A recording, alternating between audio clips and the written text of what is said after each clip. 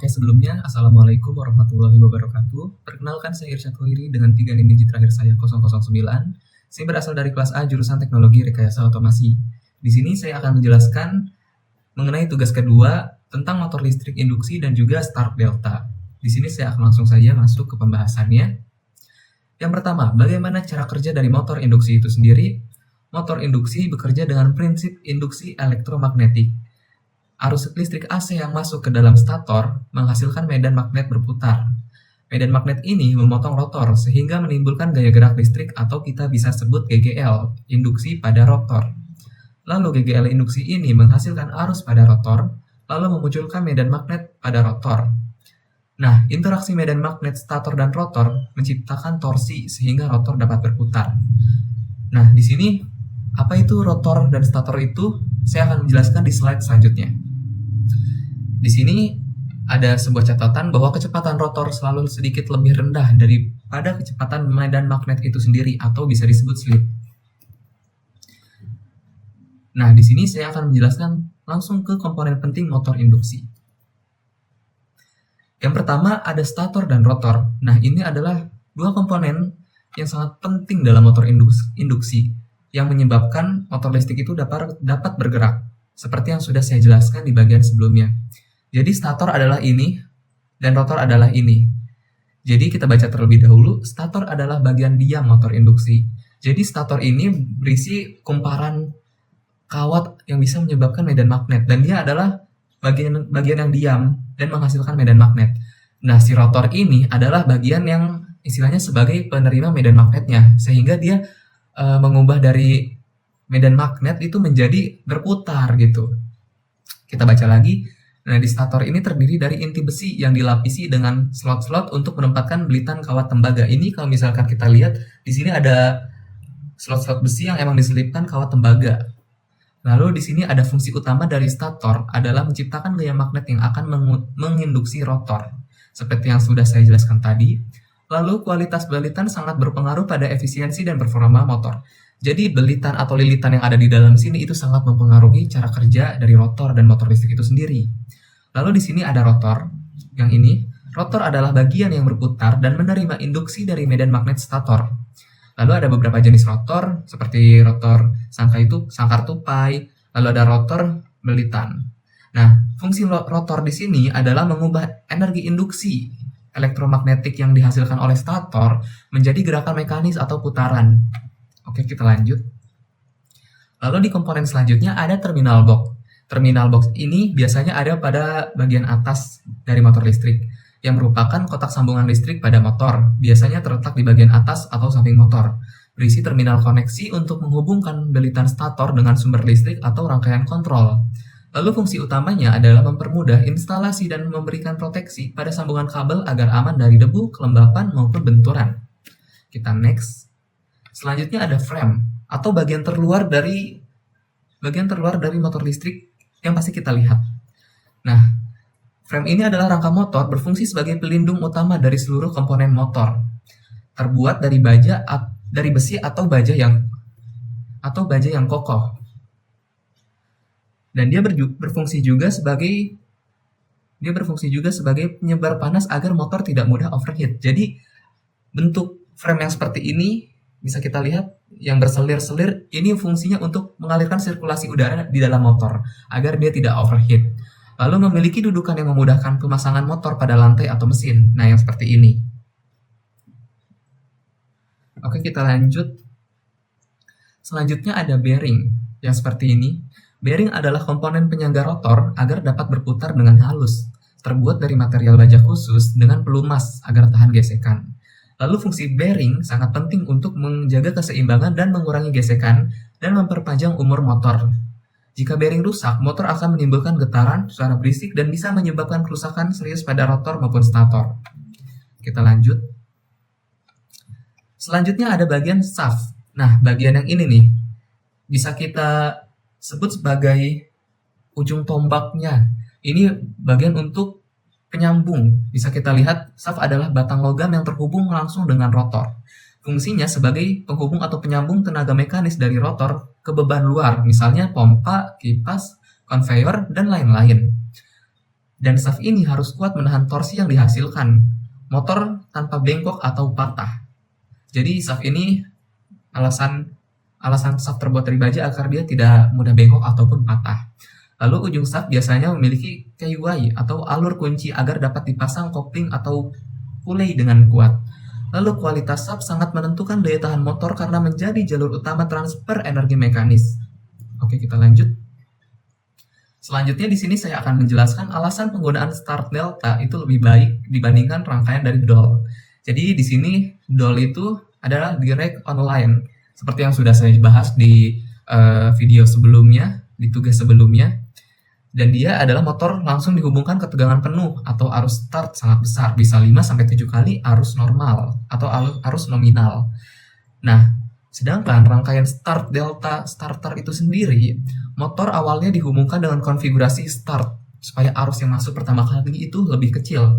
Lalu setelah berputar cukup cepat, baru dipindahkan ke delta untuk tenaga penuh. Jadi ketika motor listrik baru dinyalakan, dia tidak langsung diberikan daya yang sangat besar. Jadi dia kecil terlebih dahulu menggunakan start, lalu baru menggunakan delta agar bisa menggunakan tenaga yang penuh. Nah, di sini ada keunggulan dari start delta itu sendiri, mengurangi arus start, lebih aman untuk sistem listrik, mengurangi tegangan jatuh atau voltage drop saat motor menyala. Lalu yang ketiga, melindungi motor dari peralatan dari lonjakan arus berlebih. Lalu yang keempat, lebih ekonomis dibandingkan metode starter yang lain. Nah, di sini untuk alur rangkaian daya dan kontrol dari start delta itu sendiri saya akan jelaskan setelah ini langsung di simulasi CAD/Simu. Saya di sini akan menjelaskan dan mensimulasikan tugas kedua tentang rangkaian delta dan start di CAD/Simu. Sebentar. Nah, saya akan menjelaskan yang ini. Simulasi start delta di CAD/Simu dan juga alur rangkaian daya dan kontrolnya. Oke, langsung saja. Di sini sudah ada rangkaian yang saya buat sebelumnya, tapi di sini saya akan membuat yang baru. Nah, kurang lebih seperti ini. Sebentar, saya ingin save terlebih dahulu.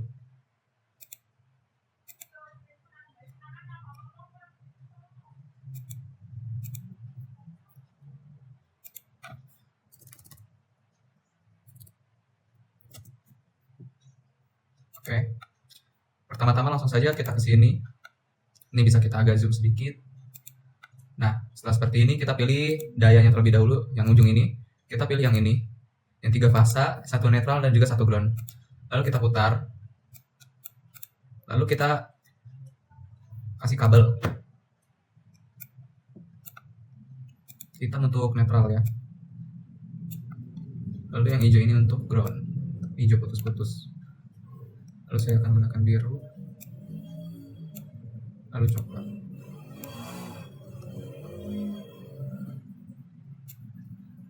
Nah, jadi yang 3 paling bawah ini adalah fasa 3 fasa. Yang hitam ini netral dan yang ini ground. Oke, langsung saja setelah itu saya akan mencari MCB.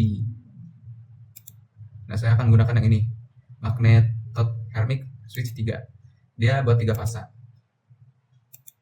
Lalu saya akan memilih untuk ini. Oh, sebentar. Saya akan memilih untuk kontraktor terlebih dahulu. Nah, di sini. Lalu saya akan memilih untuk sebentar. Yang ini. Dia adalah thermal relay buat memutus arus ketika suhunya semakin panas. Ini kita gini. Lalu di sini saya akan menggunakan motor listrik yang ini. Yang 3 fasa. Yang sini ya. Oke, setelah itu saya akan menyambungkan terlebih dahulu.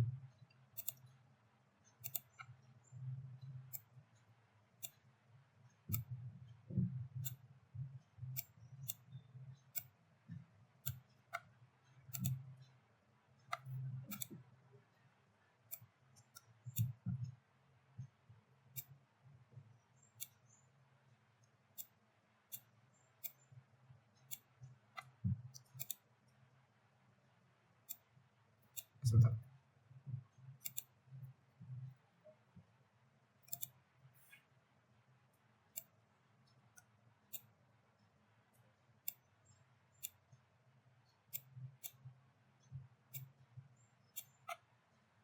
Lalu yang groundnya kita sambungkan.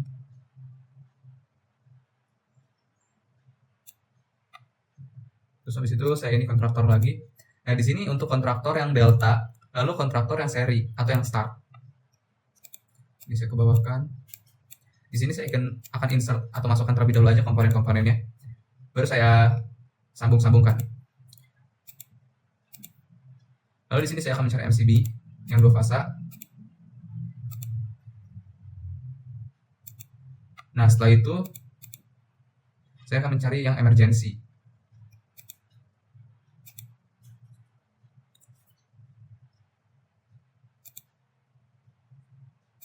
Saya gunakan ini. Terus habis itu saya akan menggunakan yang ini, yang auxiliary head relay. Jadi dia untuk sebagai komponen yang sambungan dari sini nih, buat pemutus arus ketika dayanya memanas. Lalu saya akan cari NC button, lalu yang NO button. Nah, setelah seperti ini, saya akan mencari ini, yang NO kontak. Di sini saya akan menggunakan rangkaian latching lagi tentunya. Lalu saya masuk ke sini, ke coil. Yang ini ya, bisa kita lihat nih, coil. Ini saya bikin, dan untuk coil di sini saya akan menggunakan 1, 2. Terus habis itu saya akan menggunakan yang ini. Dia coil timer. Jadi berfungsi sebagai buat waktu. Oh ya, jangan lupa untuk yang ininya kita geser karena ini double, biasanya ada bug dari softwarenya. Nah, setelah itu kita rangkai terlebih dahulu. Lalu di sini saya akan masukkan yang ini, MC kontak di sini dan juga di sini. Lalu saya akan masukkan yang ini terlebih dahulu, yang NO kontak untuk di sini.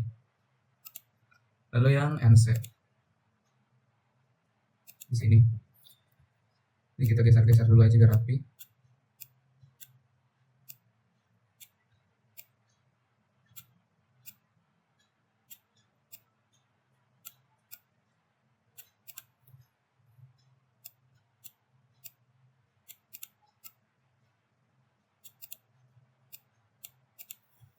Nah, setelah seperti ini, saya akan mencari LED sebanyak 3 buah.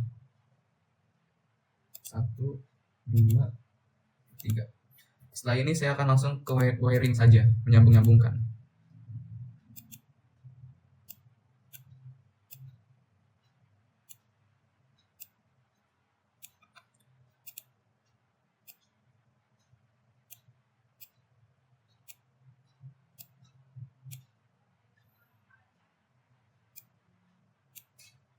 Ini disambungkannya seperti ini.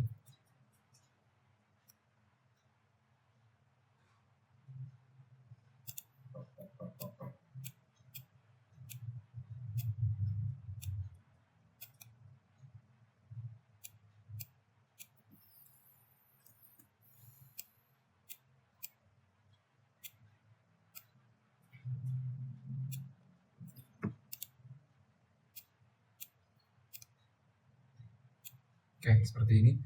Lalu yang KM ini kita sambungkan juga ke sini.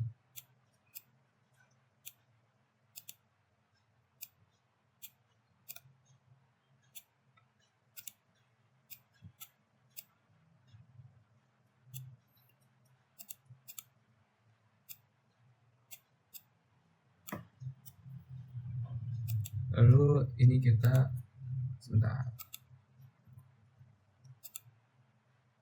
Saya akan sambungkan ini ke sini. Lalu yang ini ke sini. Sebentar.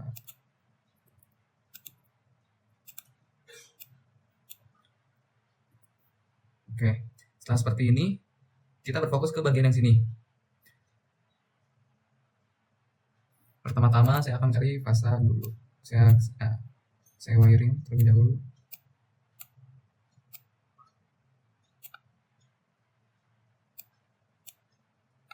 Nah, lalu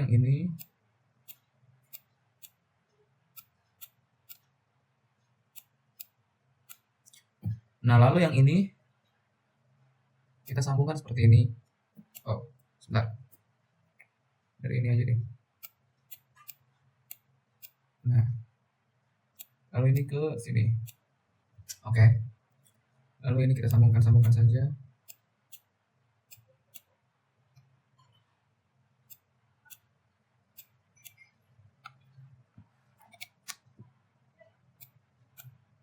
Oke, setelah seperti ini kita sambungkan juga. Sebentar, saya geser. Nah, begini. Lalu untuk yang netral,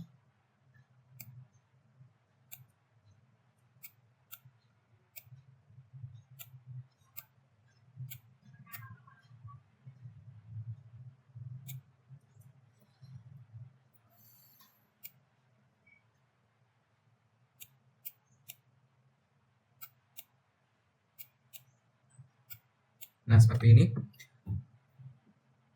Lalu di sini saya akan rangkai terlebih dahulu untuk lampunya. Jadi lampu di sini tuh ada 3. Yang pertama untuk menunjukkan dia kondisi on, yang ujung sini. Ini maaf untuk off. Lalu yang ini untuk trip atau menunjukkan ketika dia sedang panas dan harus dimatikan karena panas. Lalu di sini untuk posisi on. Nah, seperti ini. Ini yang off kita di sini, yang trip di sini, on di sini. Lalu untuk wiringnya kita bisa lihat di sini. Nah, ini di jumper ya terlebih dahulu, yang dari sini ke sini. Nah, lalu untuk yang off ini kita dari sini. Dari yang sini kita sambungkan ke sini. Lalu untuk bagian yang trip ini kita dari yang sini. Oh, sebentar. Mohon maaf, dari sini maksud saya. Nah, sini. Lalu untuk yang on kita dari sini. Oke, setelah seperti ini, kita tinggal sambungkan yang bagian netralnya.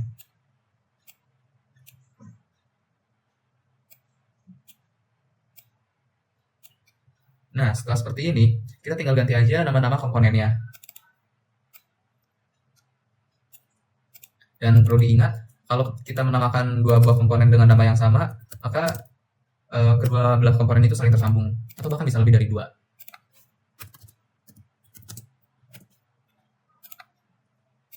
Di sini saya akan namakan KU atau kontraktor utama. Di sini saya singkat saja OL, dia untuk relay panas. Di sini nggak usah diganti. Di sini untuk KD, ini untuk yang delta. Lalu ini untuk yang seri, yang start maksud saya. Lalu di sini untuk emergency saya singkat EMD aja. Lalu di sini disamakan OL. Di sini tombol stop. Nah, di sini tombol start. Lalu di sini karena ini sebagai latching, kita namakan KO juga agar terhubung dengan ini. Lalu di sini juga KO. KU maksud saya, mohon maaf.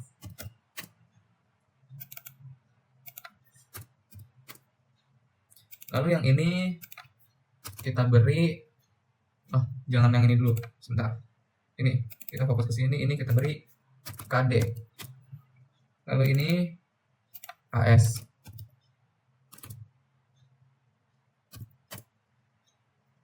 Lalu yang di sini kita ingin membuat rangkaian interlock, jadi ini kita kasih KS. Sedangkan ini KD. Jadi kebalikan ya, karena kita ingin membuat rangkaian interlock. Lalu di sini kita ganti ke timer. Nah, lalu di sini juga saya ganti ke timer agar saling terhubung. Oh, sebentar. Agar saling terhubung.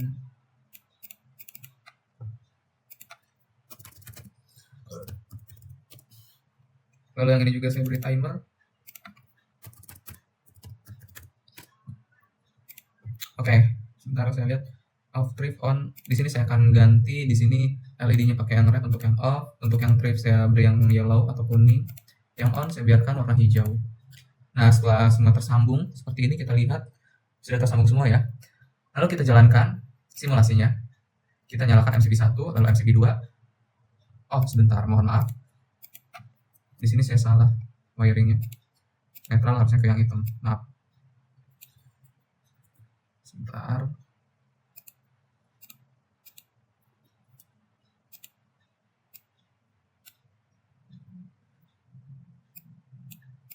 Ini nanti bisa dirapihin lagi ya, supaya nggak kayak gini. Ini kita nyalakan. Nah, bisa lihat di sini ketika MCB ini dinyalakan, di sini lampu menyala yang menandakan kalau rangkaian atau simulasi ini belum dijalankan, dia masih off. Nah, lalu ketika kita pencet start, oh sebentar, saya kekurangan satu hal. Sebentar. Di sini saya akan tambahkan ini normally close di sini. Lalu saya wiring. Nah, seperti ini. Lalu ini alamatnya adalah KU atau kontraktor utama. Jadi kita ulang simulasinya, ini nyala. Nah, ketika kita pencet start, si lampu otomatis mati. Dan di sini bisa dilihat lampu on dan timer pun menyala. Ini bisa kita ulang. Oh ya, untuk timernya kita beri waktu 5 detik untuk delaynya. Ini kita langsung jalankan simulasinya, kita nyalakan. Bisa dilihat ini lampu masih off, kita nyalakan start. Sebentar. Ada yang salah di sini. Sebentar, saya sedang melihat.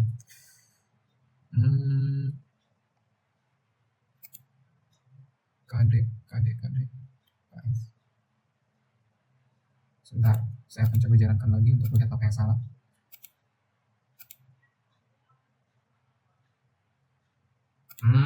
Di sini ini masih belum tersambung, mohon maaf. Makanya tadi saat dia di mode start dia tidak menyala. Dan ini wiringnya salah ya, mohon maaf. Tadi saya masih tidak teliti.